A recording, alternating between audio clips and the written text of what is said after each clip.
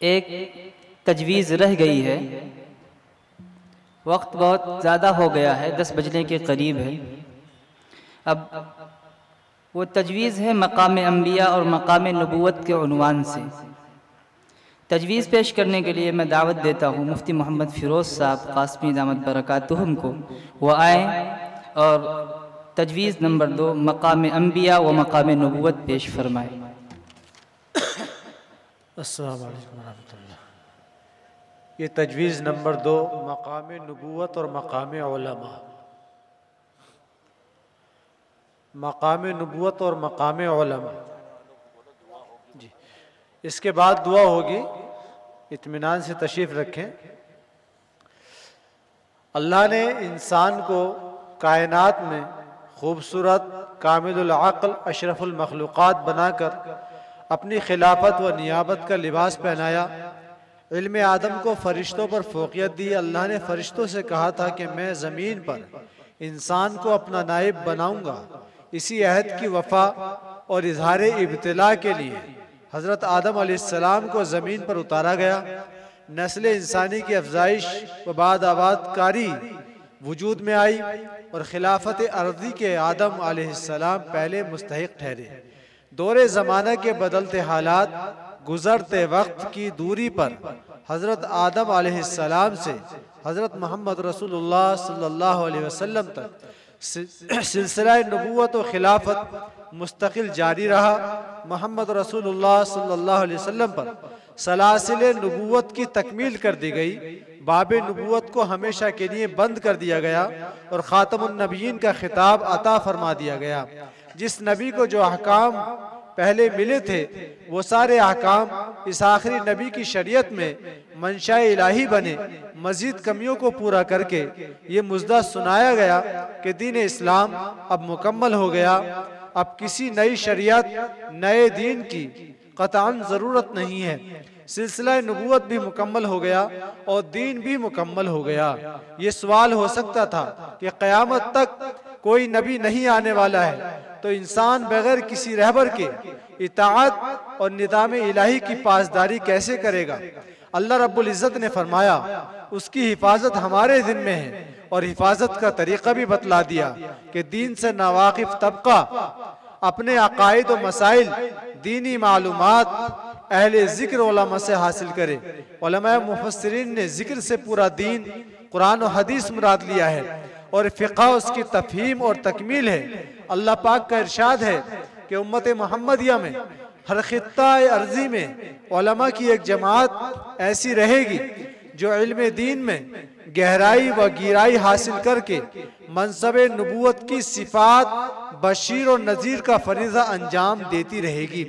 एक रिवायत में है मेरी उम्मत के उलमा तमाम अंबिया के वारिस हैं, इसलिए हर नबी का तहफ़्फ़ुज़ और इस्मत का दिफा उलमा पर फ़र्ज है।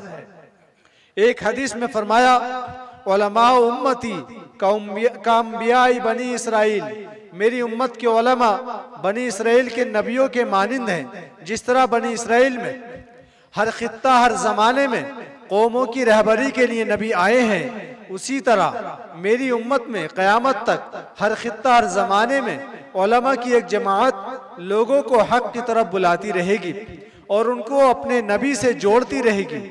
दीन की पासदारी, ज़ाते नबूवत का तारुफ व तर्जमानी करती रहेगी। इसलिए नबी पाक सल्लल्लाहु अलैहि वसल्लम ने फरमाया हलाकत है उस आलिम के लिए जिसके पड़ोस में दीन से जाहिल लोग रहते हैं और वो उन्हें दीन नहीं सिखाता, और हलाकत है उस उम्मती के लिए जिसके पड़ोस में कोई आलिम है और वो आलिम से दीन के अकायद व मसाइल नहीं सीखता। एक रिवायत में है कि उलमा की सोहबत लाजिम पकड़ो, इससे तुम्हारे दीन ईमान की हिफाजत रहेगी।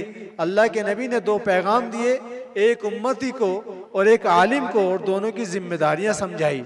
नबी पाक सल्लल्लाहु अलैहि वसल्लम ने उलमा को उनकी जिम्मेदारी दीन की तालीम और ताल्लुम के ज़राए फराहम करना, फरीज़ा तबलीग, मनसब नबूवत की सिफत नज़ीर व बशीर अदा करते रहना और उम्मत को मुतवज्जे फरमाया कि वो उलमा पर एतमाद करके उनकी रहबरी कबूल करें, नबियों का जानशीन समझे, अकायद व मसाइल उलूम कुरान उलमा ही से हासिल करें, क्योंकि असल में उलूम नबूवत और आमाल नबूवत का ही नाम हिदायत है।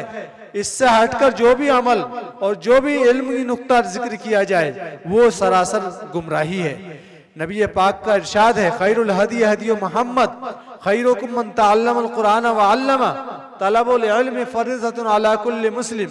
अब ये सवाल होता है कि अगर उलमा ही किसी जमाने में गुमराह हो जाएं तो उम्मत क्या करे। नबी पाक ने फरमाया, ला तजतमी उम्मती अला ज़लाला, कि मेरी उम्मत गुमराही पर जमा नहीं होगी, या उम्मत की अक्सरियत गुमराही पर जमा नहीं होगी, हक पर कायम रहेगी और अल्लाह की मदद जमात पर है।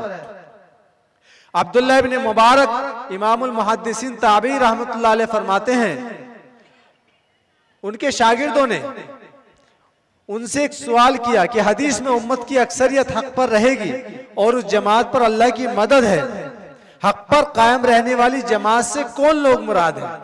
तो अब्दुल्लाह इब्न मुबारक इमामुल मुहद्दिसीन ने फरमाया कि हर जमाने में उलमा, फुक़हा, मुफ्तियान, मुहद्दिसीन, मुफस्सिरीन, उलमा की अक्सरियत हक पर कायम रहेगी, उन पर अल्लाह की मदद रहेगी। उलमा इकराम की अक्सरियत कभी भी गुमराही पर जमा नहीं होगी। इब्ने माजा में है, मन सज्जा शुज्जा, जो उम्मत के हक परस्त उलमा की जमात से कट जाएगा वो जहन्नम में जा गिरेगा, गुमराही की दलदलों में फंस जाएगा।